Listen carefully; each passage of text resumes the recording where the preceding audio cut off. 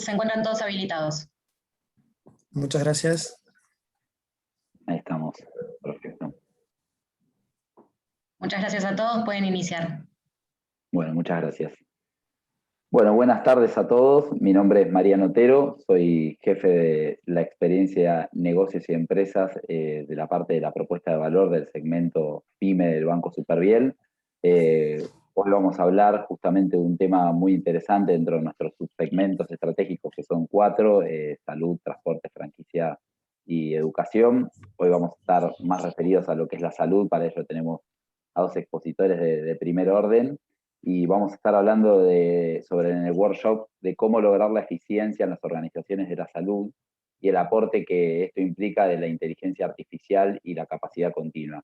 Conmigo me va a estar acompañando Ezequiel Bonialian. Bienvenido. Gracias, Mariano, por la presentación. Bueno, es un placer compartir este espacio con vos y con los 2 invitados especiales que tenemos hoy.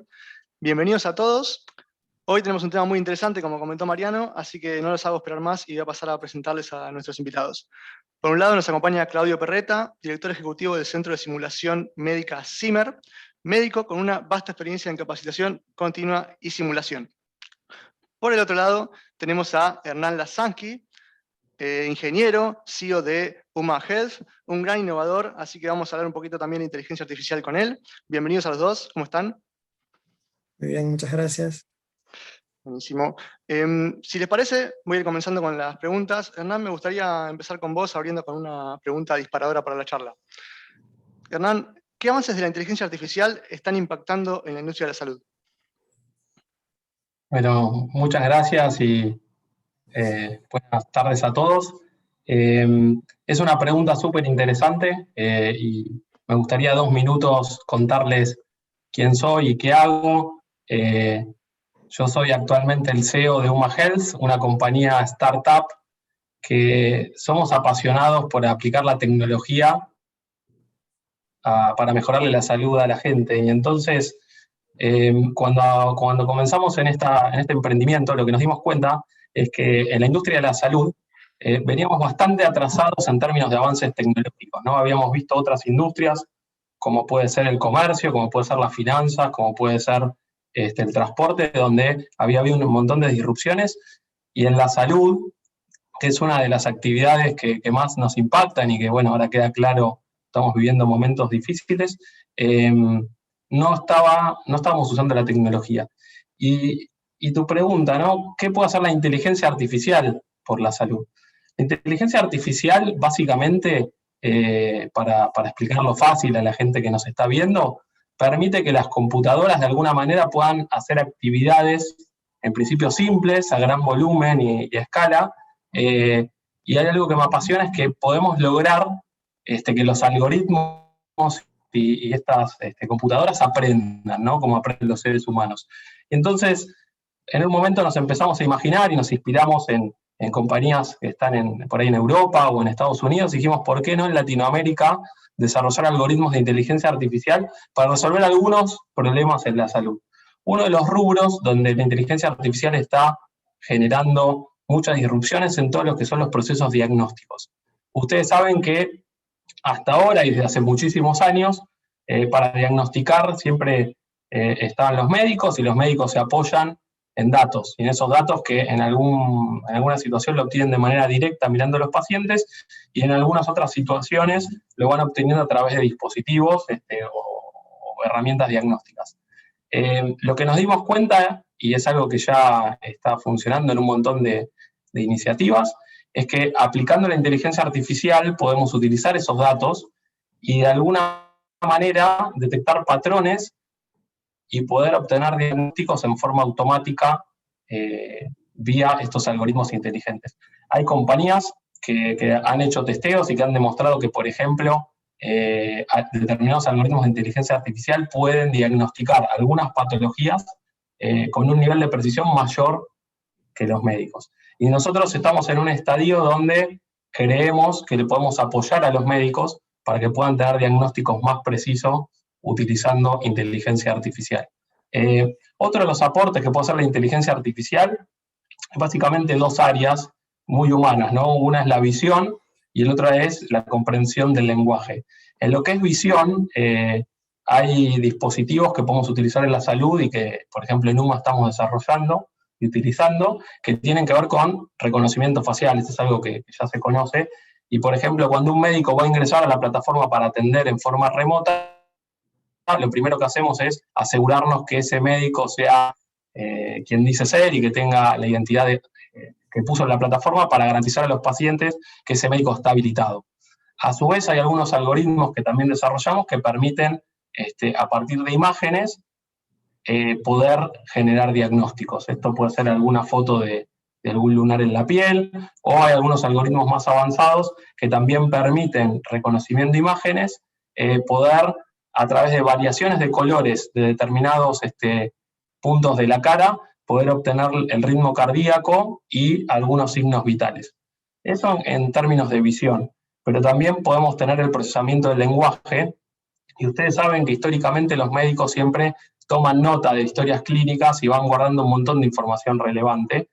La inteligencia artificial permite obtener toda esa información, poder pasarla a bases de datos y a partir de toda la historia clínica poder colaborar con el médico en hacer su diagnóstico. Después, si tenemos un poquito más de tiempo, les voy a contar casos concretos y aplicaciones que tenemos ya en funcionamiento, que utilizan toda esta tecnología para, en el momento que el médico y paciente dialogan, en una videoconsulta, vamos transcribiendo esa consulta de voz a texto, analizamos ese texto y le vamos devolviendo al médico en tiempo real con unas barritas cuáles son los diagnósticos presuntivos.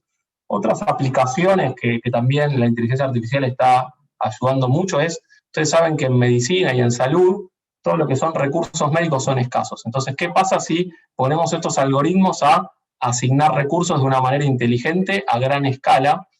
Y acá tenemos otros ejemplos concretos donde ya estamos utilizando, que por ejemplo, cuando hoy un cliente de UMA pide un test de COVID, un hisopado a domicilio, hay un algoritmo ahí que va asignando al enfermero que está más cerca del domicilio en función de la distancia, la antigüedad y el recurso, y va haciendo ese ruteo, permitiendo que la persona pueda pedir un test de COVID a domicilio y recibirlo en el tiempo como estamos acostumbrados por ahí a pedir en el delivery una pizza, ¿no? Y por qué no darle a los pacientes esa posibilidad de tener una experiencia digital y sin fricciones, como nos gusta decir, utilizando todas estas herramientas. Así que, en síntesis, es poner la tecnología al servicio de la gente y construir plataformas que tengan esta tecnología ya en el origen, y lo que más orgulloso nos pone es que estamos desarrollándolas todas in-house desde Latinoamérica para el mundo.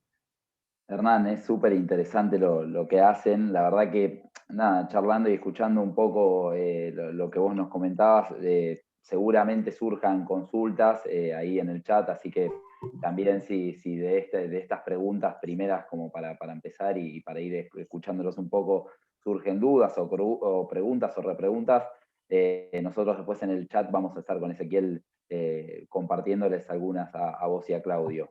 Linkeando esto que vos comentabas, se me ocurre preguntarle por ahí a Claudio, ¿qué rol cumple la simulación en la capacitación continua y de qué forma puede mejorar la eficiencia en las organizaciones de la salud? Porque me imagino que el universo es infinito y bueno, nada, vos que sos un especialista, digamos, en lo que es la capacitación continua y la simulación, digamos, nos podrías aportar más valor sobre ese tema. Bueno, buenas tardes a todos, gracias por la invitación. Bueno, nosotros somos un centro de simulación, el primer centro de simulación privado que hubo en Argentina, y la capacitación continua se da de muchas formas, una de ellas es la simulación. ¿Y por qué es importante la simulación y por qué es importante la capacitación continua? Cuando uno aprende algo, ese aprendizaje, esa competencia, tiene fecha de vencimiento. Quiero decir, si uno no lo pone en práctica, lo va olvidando, va perdiendo la experticia que fue adquiriendo, y muchas veces en medicina uno no está permanentemente expuesto a las mismas situaciones, y sucede que quizás hace mucho tiempo que no me enfrentaba a una situación determinada, y si lo había puesto en práctica, puede ser que no tenga mis mejores condiciones a la hora de tener que actuar. Por eso es importante la capacitación continua. El rol de la simulación en la capacitación continua es muy importante porque es aprender haciendo. A ver, para explicar de alguna forma, a nadie se le ocurriría que un piloto de aviación aprenda a volar un avión en un avión de verdad y lleno de pasajeros. Pero tampoco se le ocurriría que para mantener, porque gracias a Dios no es de todos los días, a nadie se le ocurriría que ese mismo piloto que ya tiene su brevet y que ya está volando hace muchos años, practique cómo manejarse en una emergencia, por ejemplo, acuatizar con un avión lleno de pasajeros. Pero lo importante de esto es que si alguna vez se le presenta la emergencia, que él tenga todas esas competencias frescas. De esta misma forma actúa la simulación en la medicina. De hecho, la simulación en la medicina está tomada de lo que es la simulación en la aviación. Entonces, hoy existen formas de que el médico aprenda, pero también mantenga sus competencias frescas sin que ese aprendizaje tenga como pagador, por decirlo de alguna forma, al paciente. Siempre decimos que cuando los médicos aprendemos alguna competencia, lo hacemos sobre el paciente. Hoy éticamente eso no sería lo mejor, habiendo otros instrumentos que nos permiten practicar antes de llegar a un paciente, de verdad, y con esto disminuir los riesgos para el paciente. Este es el rol que tiene la simulación. Además, el aprender haciendo, el ejercitar haciendo, está demostrado que tiene un mayor recuerdo de lo aprendido, una mayor perdurabilidad de lo aprendido. Y cuando se hace en un entorno seguro para los pacientes y seguro para el médico, se logran muchos mejores estándares, que es lo que termina persiguiendo la simulación. El fin último de la simulación es mejorar los estándares de prestación del equipo de salud y por ende mejorar la seguridad del paciente, que podríamos decir es el mayor objetivo que tiene la simulación médica, mejorar la seguridad del paciente a través de la mejora de los estándares de atención del equipo de salud. Clarísimo, Claudio, me parece súper interesante el tema y creo que el ejemplo del piloto es más que esclarecedor. Coincido completamente en que hay que reforzar los conocimientos y practicar, se aprende haciendo, más que leyendo en muchos casos, así que coincido. Hernán, me gustaría reforzar un poquito más y profundizar sobre tu tema. ¿Es posible realizar diagnósticos utilizando algoritmos de inteligencia artificial? Algo adelantaste, pero me gustaría profundizar un poquito sobre eso. Bueno, sí, la verdad que estoy muy entusiasmado con este tema y la respuesta es que claramente sí es posible y está vinculado a lo que nos contaba Claudio, pero acá ya no solo es con los médicos practicando, sino que les voy a contar un caso concreto que hacemos en UMA y es, básicamente las computadoras aprenden de patrones, ¿no? Y dándole mucha información. Entonces, imaginémonos por un momento cuántos pacientes o cuántas situaciones tuvo enfrente un médico a lo largo de su vida. Y son una cantidad de datos limitados, ¿no? Que él se expone. Ahora, imaginemos por un momento que yo te dijera que nosotros a un algoritmo lo exponemos a más de 100.000 atenciones, donde le damos todos los antecedentes, todos los datos, todas las preguntas que le fue dando ese paciente le dio al médico, más todas las historias clínicas, y al final de cada una de esas atenciones le ponemos una etiqueta con el diagnóstico que tuvo esa atención. Cuando este proceso lo hacemos a escala y utilizamos las arquitecturas adecuadas, lo que se obtiene son algoritmos que pueden, a partir de toda esa información, generar diagnósticos en forma autónoma. Hay dos compañías que nosotros usamos de inspiración, una se llama Babylon Health, que es de Reino Unido, y una que se llama Ada Health. Nosotros la tomamos como inspiración y dijimos, bueno, vamos a tratar de hacer esto mejor aún, utilizando tecnologías más modernas, y entrenamos los algoritmos de UMA con más de 100.000 atenciones y más de 100 diagnósticos, y pusimos a disposición de los usuarios este servicio que llamamos diagnóstico autónomo, que lo que permite es, a través de preguntas, donde UMA le va preguntando a los pacientes cómo se sienten y determinados síntomas, lo va llevando hasta darle un diagnóstico presuntivo. Hablamos de diagnóstico presuntivo porque obviamente acá la seguridad del paciente es lo primero, y lo que hacemos es le damos la probabilidad del diagnóstico que UMA identifica, en base a esas 100.000 atenciones que efectuó, y cuando detectamos que esa patología puede tener un riesgo, inmediatamente le ponemos un link a esa atención para que sea derivado a un médico. Entonces, vos me preguntarás qué ventaja tiene esto para el paciente y para el médico, y bueno, te puedo contar que en momentos donde la gente tiene dudas sobre sus síntomas, y nos ha pasado a todos en estos días de poder decir, che, ¿este síntoma será compatible con COVID o esto que siento, qué puede llegar a ser? Bueno, en vez de buscarlo en Google, o a veces uno no tiene un médico amigo, bueno, si uno puede chatear con un algoritmo que está entrenado con datos médicos y que está diseñado por una compañía que trabaja con software médico, puede tener una aproximación a ese diagnóstico. Ese es un primer ejemplo, pero no nos quedamos ahí, y creo que hay un camino, así como haciendo el paralelismo con la aviación, nosotros tenemos un paralelismo con la conducción autónoma. Ustedes saben que en algún momento va a haber autos, y ya hay, que se manejan solos. Va a haber algún momento donde determinadas patologías se van a diagnosticar solas. Las más difíciles siempre van a requerir la validación de una persona humana, pero determinadas patologías más sencillas van a poder hacer lo que llamamos un screening, ¿no? Una primer diagnóstico por una máquina, y de alguna manera le vamos a dejar al médico más tiempo para aquellos casos difíciles, ¿no? Ustedes saben que los recursos médicos son muy escasos. En Latinoamérica, sobre todo, hay muy pocos médicos en relación a la cantidad de habitantes, y si nosotros podemos lograr que esos médicos estén atendiendo y dedicando su tiempo a esas cosas más complejas, estamos multiplicando la capacidad y logrando eficiencias. Cuando llegó el momento de diseñar un producto de una videoconsulta, que hay un montón de maneras de hacerlo, nosotros dijimos, lo vamos a hacer basado en inteligencia artificial. Y entonces, a una videoconsulta, que es básicamente una consulta, como puede ser una charla como esta, entre paciente y médico, utilizando un streaming de video, le incorporamos algunos algoritmos que lo primero que hacen es transcriben la conversación de voz a texto, ¿no? Y ahí hay un reconocimiento del lenguaje natural.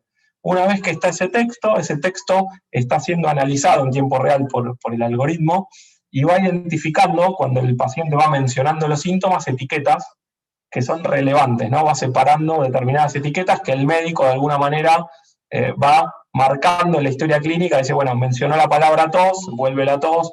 Bueno, entonces, mientras van conversando, UMA lo que hace es, abajo le va, eso el paciente no lo ve, es una magia que está más del lado del médico, le va dando unos diagnósticos presuntivos en tiempo real, de alguna manera van ayudando al médico, le van dando una asistencia para que tengan ese diagnóstico presuntivo.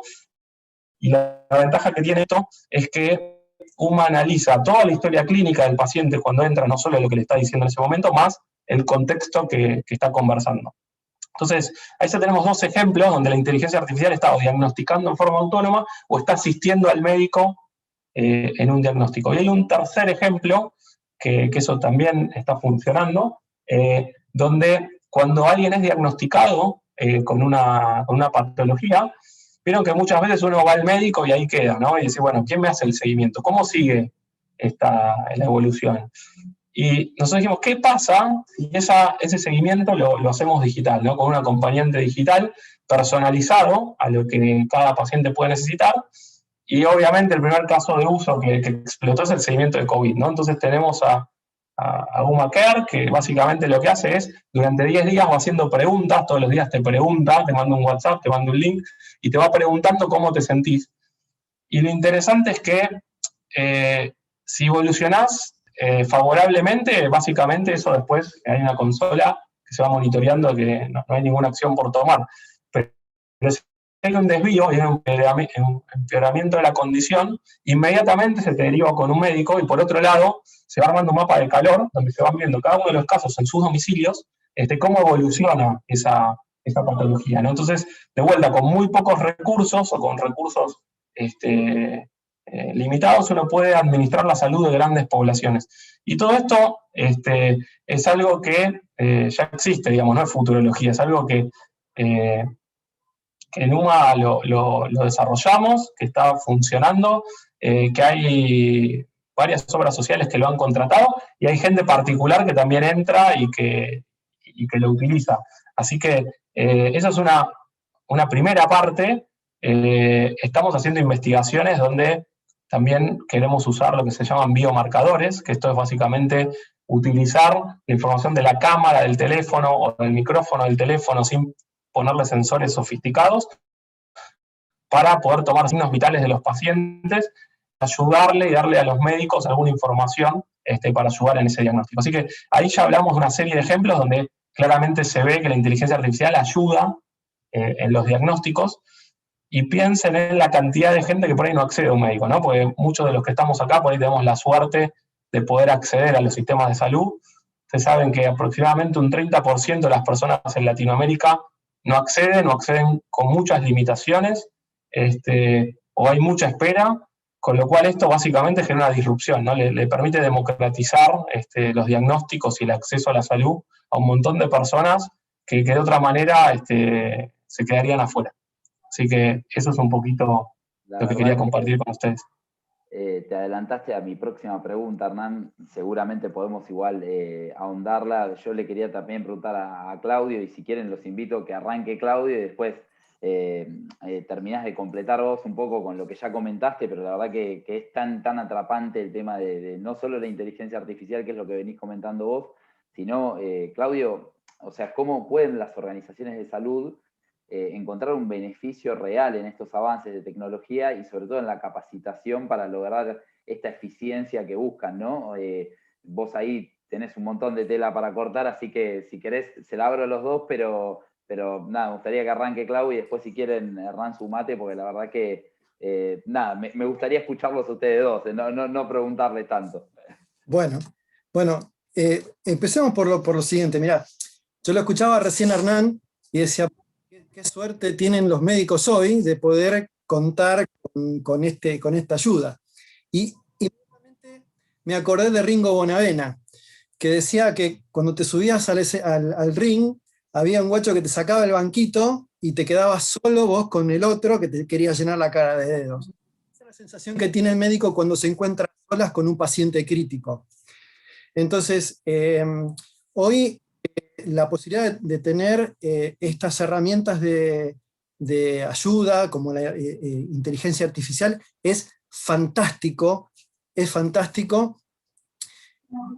Hoy por hoy está más basado en lo que tiene que ver quizás con la atención a distancia, con la telemedicina, aunque hoy cada vez más es más frecuente ver a los médicos dentro de un área crítica con un celular en la mano y por ende poder consultar los algoritmos que una plataforma como esta puede darnos. Sin embargo, en medicina es tremendamente importante llegar a un diagnóstico, porque sin un diagnóstico correcto, cualquier tratamiento es erróneo o es inadecuado. Y para eso es importante el tema del pensamiento crítico, la toma de decisiones, de cómo, hoy lo mencionaba un ratito antes Hernán, cómo el médico va en situaciones donde no cuenta con el apoyo de una herramienta de inteligencia artificial, cómo va recabando datos y tratando de llevar una serie de pensamientos que lo lleve a diagnósticos presuntivos, diagnósticos diferenciales, para después poner en marcha un tratamiento. Y que además ese tratamiento sea bien puesto en marcha. Y en todo esto juega la simulación, porque la simulación no solo que hace que el médico ejercite, por decirlo de alguna forma, la realización de una práctica, qué sé yo, poner un catéter, intubar a un paciente, sino que también ejercita el pensamiento crítico, la toma de decisiones, otras habilidades no técnicas como la comunicación efectiva, el trabajo en equipo, el liderazgo, todas estas que son siglas que en inglés significan manejo del recurso ante la crisis, y que están directamente relacionadas al éxito o al fracaso ante una situación de crisis de un paciente crítico. Entonces, hoy la simulación, que es básicamente una herramienta educativa que se apoya en la tecnología, y que esta tecnología hoy nos permite tener simuladores de paciente que, para contarles, hablan, lloran, transpiran, tienen pupilas reactivas a la luz, tienen absolutamente todos los pulsos, se le pueden sacar sangre, se le puede tomar la presión, se le puede hacer masaje cardíaco, se los puede chocar con corriente eléctrica, se los puede intubar, conectar a un respirador. En definitiva, se le puede hacer casi lo mismo que un paciente real. Se puede interactuar con ese simulador, se puede trabajar en equipo con otro colega.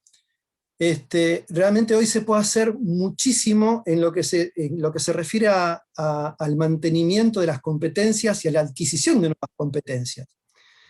Pero no solo se puede trabajar en cuestiones clínicas. Hoy también tenemos simuladores de endoscopía digestiva, de endoscopía respiratoria, simuladores de cirugía laparoscópica, de artroscopía, de procedimientos endovasculares. Y todo esto hace que el médico pueda mantenerse bien entrenado para que antes de afrontar a un paciente real, porque digamos, el aprendizaje con el paciente nunca va a ser reemplazado por la simulación, pero sí la simulación hace que se reduzcan los riesgos. Yo y los riesgos en simulación, además de vidas, implican gastos enormes, y a eso apunta la simulación, a reducir estos gastos, a ser más efectivo, porque, por ejemplo, si uno tiene en cuenta que para el 2016 el British Medical Journal publicó que en Estados Unidos, tomando en cuenta cualquiera que fuera la causa de muerte, el error médico era la tercera causa de muerte, tenemos que tener en cuenta la importancia que implica que el médico se capacite permanentemente para reducir esos márgenes de errores. Si uno pudiera en algún punto poner en dinero lo que una institución podría ahorrarse por internaciones prolongadas, por una infección intrahospitalaria, por el solo hecho de que su personal aprenda a lavarse las manos correctamente, y lo que se ahorraría en términos de prolongamientos de internaciones, disminución de estudios complementarios ligados a esa prolongación de la internación, mayor uso de consumibles, mayor uso de medicinas, menor girocama. Esto sin tener en cuenta lo más importante, que es la vida humana, ¿no? Y por esto hoy la simulación, creo yo, que es una excelente herramienta para que, a través de la capacitación continua, se reduzcan estos riesgos. Si me permiten hacer un ejemplo, en São Paulo existe un hospital que es el Albert Einstein. Ese hospital tiene un centro de simulación al cual todo el personal que trabaja en ese hospital, como si fuera una línea aérea, tiene por agenda que pasar por ese centro de simulación a mantener sus competencias vívidas. Pero además, si en el medio surge un emergente, por ejemplo, una infección determinada, pongamos catéteres de vía central, desde la organización del hospital convocan al centro de simulación a todos los sectores involucrados, reentrenan, y se nota después cómo van bajando nuevamente la incidencia de estas infecciones. Y por ende, todos los costos en vidas humanas, en costos materiales que tienen que ver con esas infecciones. Por eso digo, hoy la tecnología que apoya a esta herramienta educativa, que es la simulación, aspira a aumentar la eficacia y la eficiencia en términos de salud.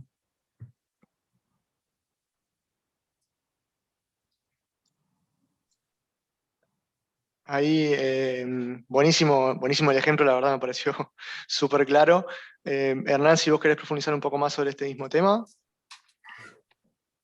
Bueno, hablamos de eficiencias, de reducción de costos. La verdad que piensen que, por ejemplo, en Latinoamérica los países o las sociedades invierten aproximadamente el 8% de su Producto Bruto en salud. Hay países como Estados Unidos que invierte el 14%, Argentina un 8%, en Latinoamérica estamos entre el 6 y el 8 en los países. O sea, hay mucho recurso destinado a los sistemas de salud.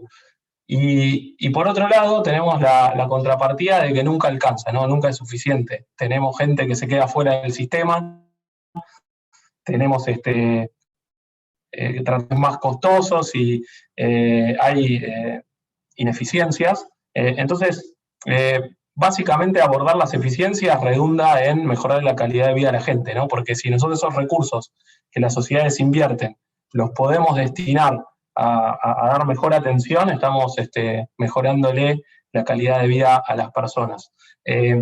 Y lo que yo soy un convencido, porque me encanta la tecnología, es que la tecnología es un habilitador para lograr esas cosas, que de otra manera serían imposibles, ¿no? Por un lado, si uno lo hace a mano o quiere hacer transformaciones a la manera tradicional sin usar estas herramientas espectaculares, se queda corto.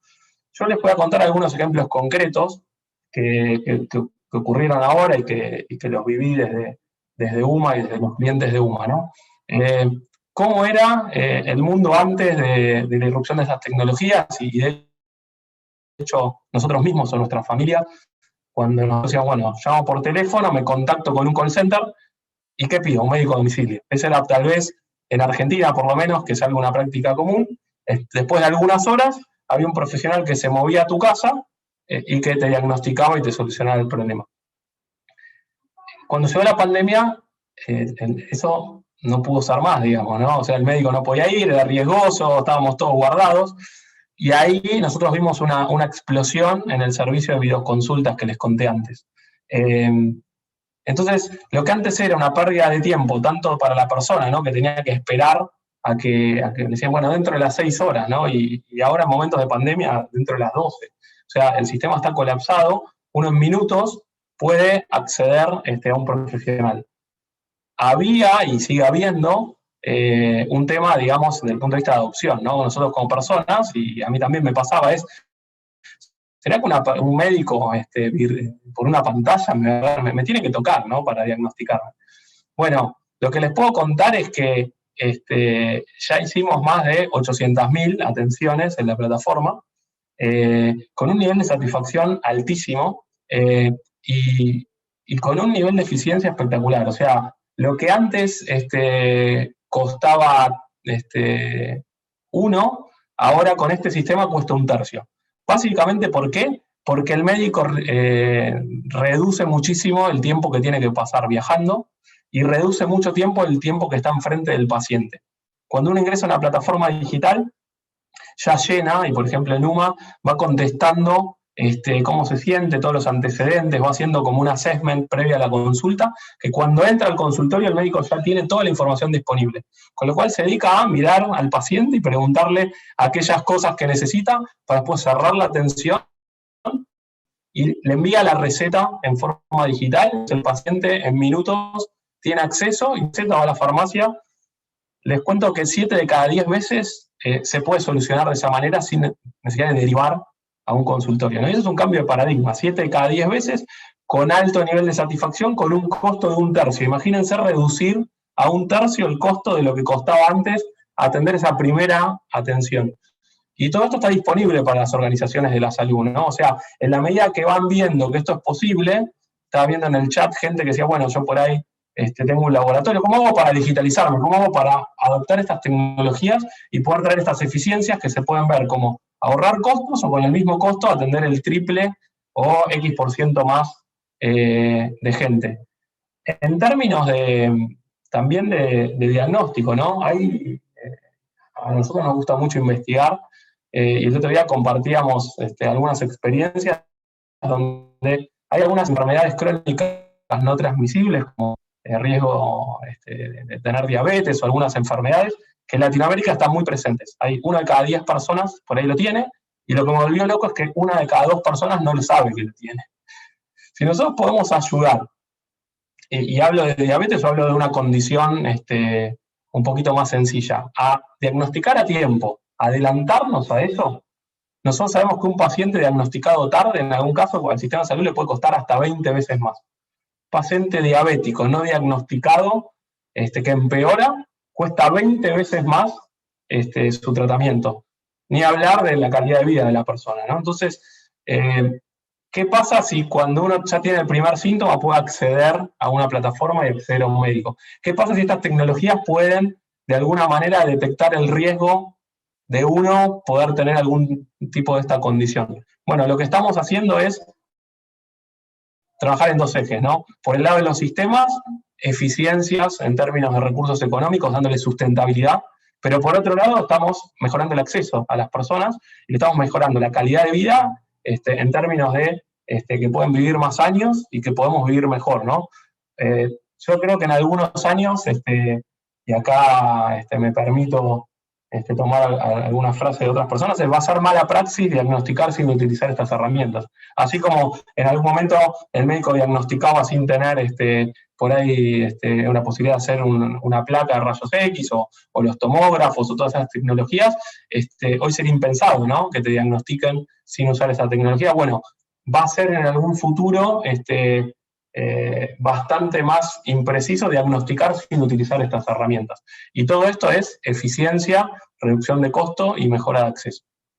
Bien, Hernán, la verdad que es súper claro y completo. Yo no me quiero ir tampoco de horario porque sé que hay alguna que otra consulta, pero les preguntaba, entiendo que a vos, Hernán, en la actualidad, digamos, la pandemia aceleró el proceso, ahora quiero volver con vos, y quería preguntar a Claudio en Zimmer, digamos, con el contexto de pandemia, cómo ustedes pudieron, digamos, cómo los afectó este contexto para seguir con las simulaciones, con las capacitaciones. Estás con el... Sí. Permitime sumarme a algo que acaba de decir Hernán, que me pareció súper interesante. En general, el diabético tipo 2, que es la mayoría de los pacientes con diabetes, llegan al diagnóstico cuando en un 25% de ellos ya tienen lesión retiniana. La diabetes tarda mucho tiempo desde que comienza hasta que empieza a dar síntomas, sobre todo la diabetes tipo 2. Entonces, tener un sistema que se adelante a la pesquisa me parece algo brillante, me parece algo fantástico. Así que buenísimo, me parece algo genial. Decía que me preguntabas acerca de cómo nosotros nos vimos afectados con la pandemia.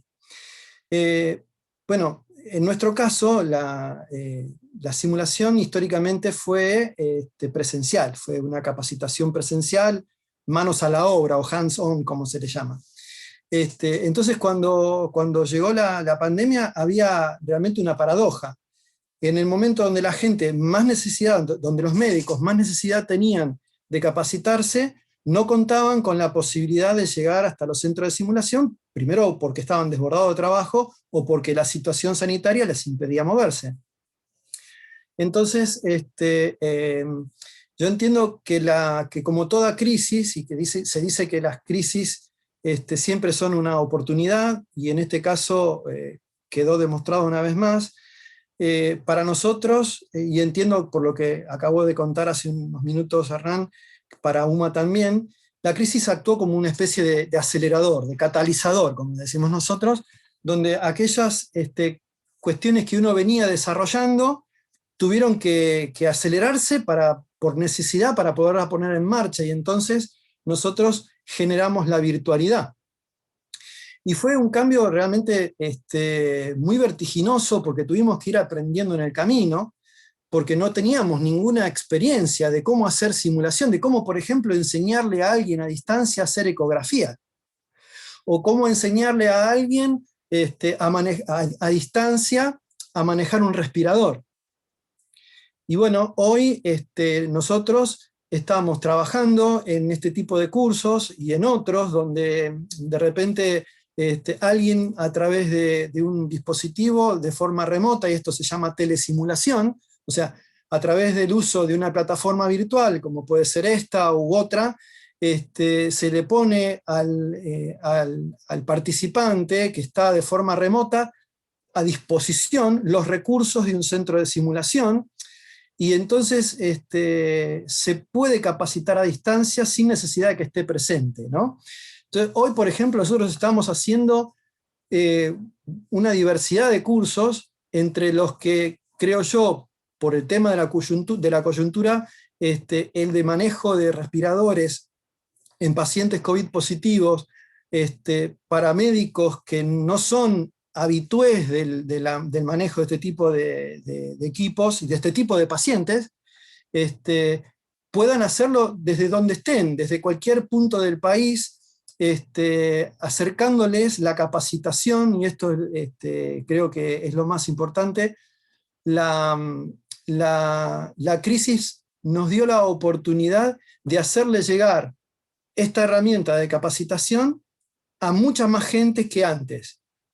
Y esta modificación, esta reinvención que tuvo que ver con la necesidad, llegó para quedarse. Llegó para quedarse. Hoy ya estamos pensando en otros nuevos cursos que tienen que ver con la simulación a distancia y con nuevas plataformas que tienen que ver con otro tipo de simulación, que van a permitir que el médico utilice esta herramienta educativa sin necesidad de que tenga que viajar, sin necesidad de que por ahí tenga que dejar su hospital para llegar. Así que lo que antes parecía impensable, como por ejemplo enseñarle a un cirujano a hacer nudos en cirugía laparoscópica, o hacer una cirugía de riñón de forma laparoscópica, bueno, hoy lo estamos haciendo. Okay. Lo estamos haciendo vía Zoom, con simuladores específicos que se le entrega a la distancia a los interesados, y a través de la herramienta el instructor puede estar supervisando lo que hace a la distancia el participante, y el participante puede estar viendo lo que hace el instructor a distancia, y bueno, realmente estamos muy muy contentos de que podamos haber ampliado este espectro de llegada, como así lo decía Hernán. Hoy hay mucha más llegada a la atención con la inteligencia artificial. Bueno, también en nuestro caso, también hay mucha más llegada con la virtualidad a la capacitación continua.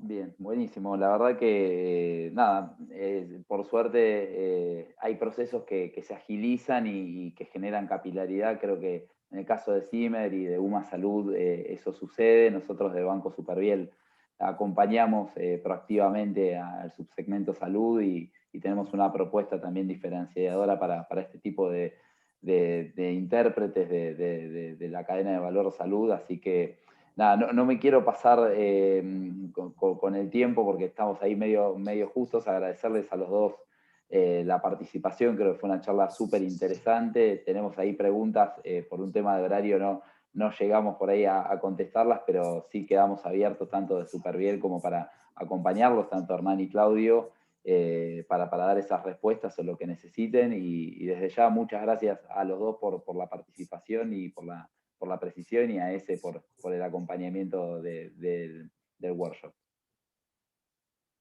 Muchas gracias. Bueno, muchas gracias a todos.